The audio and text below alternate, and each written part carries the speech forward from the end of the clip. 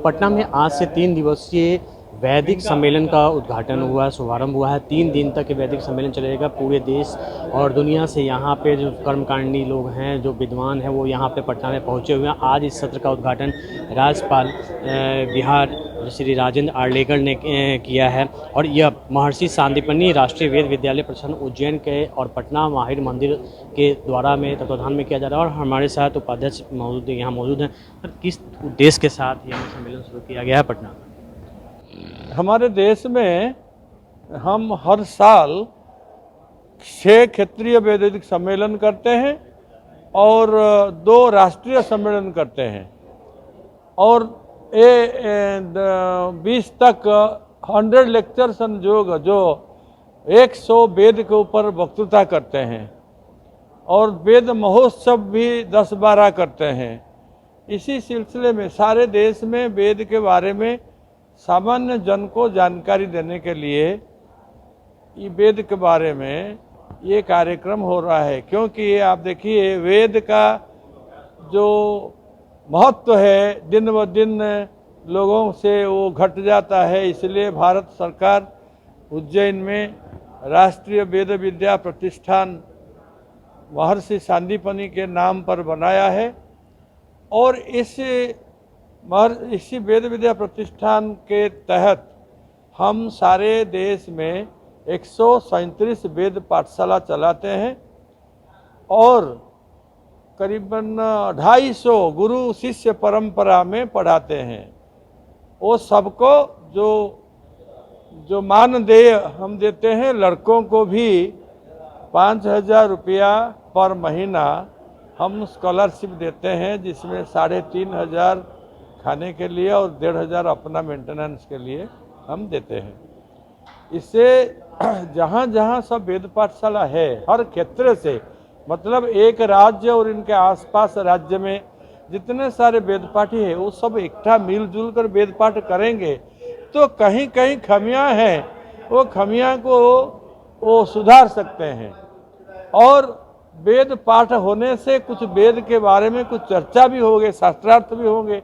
शास्त्रार्थ होने से जिसका जिस ज्ञान में जो प्रबुद्ध वेद पाठी है, वो प्रबुद्ध वेद पाठी आके जब कुछ विचार देंगे तो जो तरुण लोग वेद पाठ करते हैं, इसका जो संदेह है, संदेह का निराकरण हो जाएगा और स्थानीय लोगों को भी ये उपकार होगा, इनको जानकारी मिलेगा।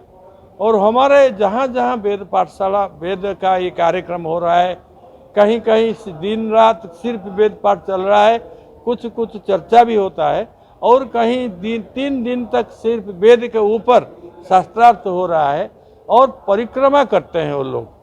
वो नगर परिक्रमा करके वेद वाणी के गरिमा को दिखाते हैं लोगों को, ताकि लोगों के मन में वेद के प्रति श्रद्धा उत्पन्न होगी। हमारे दिन ब दिन क्या हुआ, हम पाश्चात्य सभ्यता के अधीन में रहे बहुत दिन तक और विधर्मियों के अधीन में भी 8 साल रहे। तो इसी से क्या हुआ, इससे लोगों को अपना शास्त्र के लिए, अपना जो भारत पृथ्वी का सर्वश्रेष्ठ जो ज्ञान का दाता है, वो ज्ञान का मूल तत्व वेद में है। ये बात हमारे जो युवाओं है, ये युवाओं का मन में नहीं है। वो सोचते हैं कि इससे वो अमेरिका अच्छा है, इंग्लैंड अच्छा है, वही क्या होता है, वही ज्ञान है। यूरोप सेंट्रिक नॉलेज, जो यूरोप सेंट्रिक नॉलेज, जो यूरोप में प्लेटो, अरिस्टोटल, सोक्रेटिस, इन लोगों के पास ज्ञान है, उसी ज्ञान का प्रवाह इधर आ गया है ब्रिटिश लोगों के द्वारा। इसी से हमारा भला होगा। ये जो विश्वास, इसको नकारना चाहिए। देखिए, सूरज पूर्व से उगता है, जैसे सूरज पूर्व से उगता है, ऐसे ज्ञान का प्रवाह सूर्य के साथ पूर्व से उगता है, वो वेद में उगता है। तो वेद में वो जो ज्ञान, संचित ज्ञान है, वही ज्ञान को किसे विकसित करना और हमारे राष्ट्र का जो कल्याण करना।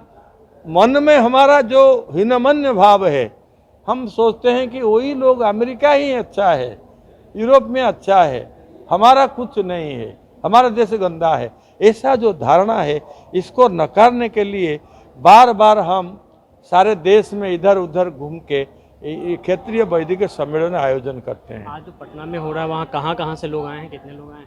ये हमारे जहाँ क्षेत्रीय वैदिक सम्मेलन है वहाँ का नियम है 100 वेद पाठियों को बुलाना कम से कम।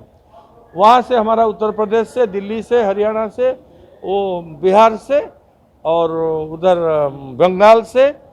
बंगाल से जो जलपाईगुड़ी तक असम से भी कुछ लोग आए हैं। और जैसे कि हमारा ये प्रांत बहुत बड़ा है, बड़ा क्षेत्र है, इससे उत्तर प्रदेश से, बिहार, झारखंड, बंगाल और असम इसी क्षेत्र से लोग आए हैं। उड़ीसा से भी कुछ 1-2 आदमी भी आए हैं।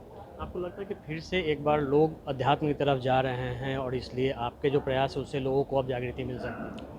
देखिए, जो काल का चक्र है ना, काल का चक्र यद्यपि they don't meet on the same so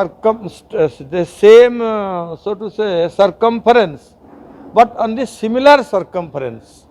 जो वृत्त का जो जैसे काल का जो गति होता है एक ही जगह पर ना होके ये सिमिलर सर्कम्फरेंस में आ जाएगा, समवृत्त में आएगा।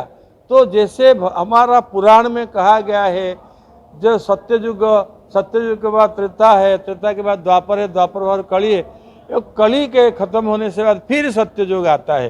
क्योंकि ह्यूमन साइकिल जो है, मनुष्य का जो जीवन चक्र है, जीवन चक्र में सदैव जो उतार चढ़ाव है और जब कभी कहीं ग्रहों का प्रभाव